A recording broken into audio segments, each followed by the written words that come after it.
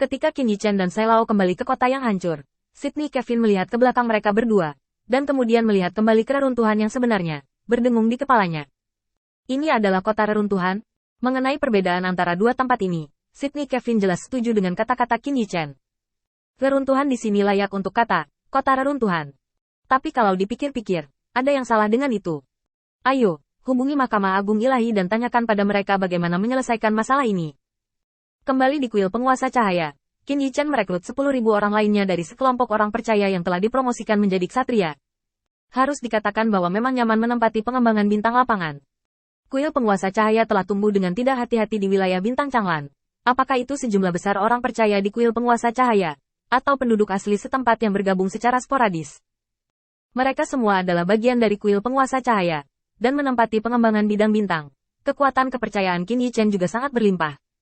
Ini adalah refleksi yang sangat baik dari Zhao Wuling. Kekuatan tempurnya di dekat kuil penguasa cahaya hanya lebih lemah dari Qin Yichen sampai batas tertentu. Dan alasan mendasar mengapa dia lebih lemah dari Qin Yichen adalah karena dia hanya seorang yang percaya, dan dia tidak bisa melakukan ini untuk dirinya sendiri. Tuhan. Dengan cukup banyak orang untuk didukung, jumlah ksatria di tangan Qin Yichen juga mulai meningkat.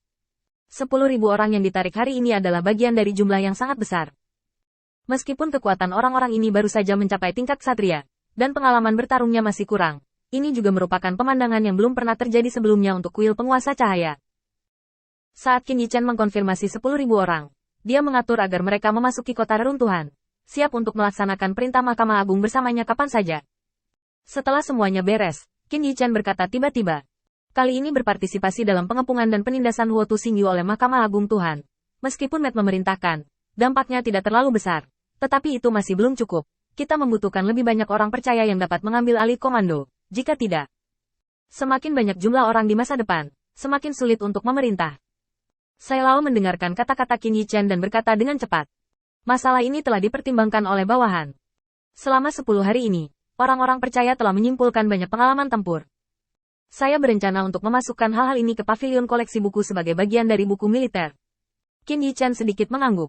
Kalau begitu kamu bisa melakukannya sesuai dengan rencanamu. Ngomong-ngomong, beritahu berbagai ketua aula. Aku harus tenang. Tidak mungkin Mahkamah Agung membiarkan kita berhenti begitu lama. Setelah aku pergi, kamu bisa memutuskan sendiri. Buat keputusan Anda sendiri. Sekarang, meskipun Qin Yichen memiliki kemampuan untuk melakukan semua hal sepele di kuil Lord of Light, itu tidak perlu. Pertama, klon Qin Yichen juga berguna. Bola Yin yang Dao adalah kepercayaan Qin Yichen untuk berani menantang Mahkamah Agung. Semakin cepat hal ini dipahami, semakin baik. Ini adalah prioritas pertama klon. Dan fungsi kedua adalah membantu Qin Yichen mendapatkannya di wilayah bintang pembantaian api. Intelijen. Tidak ada yang lebih menguntungkan daripada klon yang dapat dipersatukan kembali kapan saja. Dengan klon, dia bisa melakukan terlalu banyak. Kedua poin ini membuat jumlah klon Qin Yichen ketat, dan tidak mungkin membuang tenaga di kuil penguasa cahaya. Ini hanya sebagian dari kekuatannya, tidak semua kartu. Tidak lama kemudian, 100 orang muncul di aula utama kuil Lord of Light. Selain Zhao Wuling, Lin Bai, Sai Lao, dan Li Yun, wajah-wajah lama yang mengikuti Qin Yichen. Ada banyak wajah asing yang hadir. Surat Mahkamah Agung. Murid. Qin Yichen memandang Tuan Sai. Bagaimana dengan Lin Yu dan Zhang Yun? Orang tua itu kembali. Keduanya sibuk di jalur produksi awan dan tanah selama 5 hari berturut-turut, dan kekuatan mereka tidak cukup untuk mendukung mereka menahan konsumsi energi yang begitu besar. Aku baru saja melihat mereka berdua tidur di tepi jurang. Tumpukan tanah awan, dan saya tidak tahan. Mereka. Qin Yichen mengangguk dan berkata dia tahu. Meskipun kedua orang ini tidak kuat, mereka juga merupakan bagian tak terpisahkan dari kuil penguasa cahaya.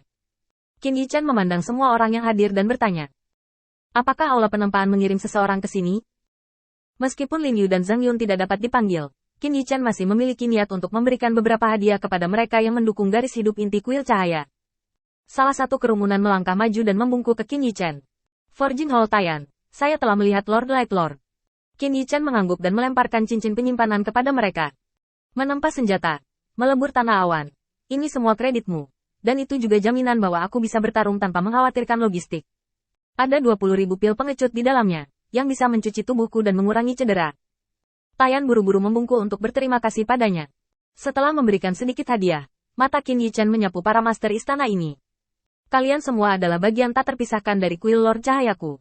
Alasan untuk memberi penghargaan pada kuil tanpa hari ini adalah karena mereka memiliki lebih banyak luka, bukan keberpihakanku. Setelah menjelaskan kalimat ini, kata Qin Yichen, pencuri pengadilan ilahi tertinggi tidak akan mati, tetapi juga ingin menggulingkan pelipisku, dan ingin melemahkan kekuatan kuil penguasa cahaya. Kali ini aku membawa 40.000 orang dari kota Terapung Lin, ditambah 10.000 orang dari kota reruntuhan, pergi ke ekspedisi Huotu Xingyu untuk menunda penundaan. Sementara itu, biarlah perhatian Mahkamah Agung tertuju pada kita. Belilah waktu yang cukup bagi orang percaya lainnya untuk tumbuh dan berkembang. Untuk menghindari siapapun yang bertanggung jawab atas kuil pada waktu itu, saya secara khusus memanggil semua orang untuk datang ke sini hari ini, hanya untuk membuat pengaturan terlebih dahulu. Mengatakan itu, Qin Yichen terbatuk, dengan sedikit kesungguhan di matanya. Di masa depan, saya tidak akan berada di kuil penguasa cahaya, dan semua urusan akan diserahkan kepada Lao Sai. Untuk masalah yang tidak dapat diselesaikan oleh setiap kuil, kami akan selalu menemukannya. Perintah saya setara dengan pesananku. Jika saya mati di luar, Tuan saya akan memilih orang yang cocok di kuil untuk mengambil alih posisi Lord of Light. Ingat, utamakan moralitas, dan jangan biarkan mereka yang memiliki moral korup menodai posisi ini. Kata-kata Qin Yichen membuat semua orang yang hadir tidak berani angkat bicara, karena Qin Yichen menempatkan kenyataan di depan mereka, kenyataan yang tidak pernah mereka bayangkan. Sai Lao berlutut dan bersujud langsung ke Qin Yichen. Tuan Cahaya, mengapa kamu mengatakan ini? Mungkinkah hal-hal di wilayah bintang Huotu sangat berbahaya? Jika ini masalahnya, Tuan Cahaya tidak perlu mengambil risiko apapun. Kita bisa duduk di wilayah bintang Changlan. Tidak peduli seberapa buruk itu, kita punya jalan keluar. Qin Yichen mengulurkan tangannya untuk membantu Tuan Sai berdiri. Dia tidak yakin mengapa dia akan mengatakan hal seperti itu, tetapi dia tahu bahwa dia telah menderita kerugian karena hal seperti itu. Adapun apa itu, dia tidak memiliki kesan apapun, tetapi ada suara samar yang mengingatkannya bahwa semuanya tidak dapat direncanakan dengan baik. Di dunia ini, terlalu banyak orang berpikir bahwa mereka adalah pengecualian, tetapi pada kenyataannya, semuanya hanya anggota biasa. Qin Yichen tidak terkecuali.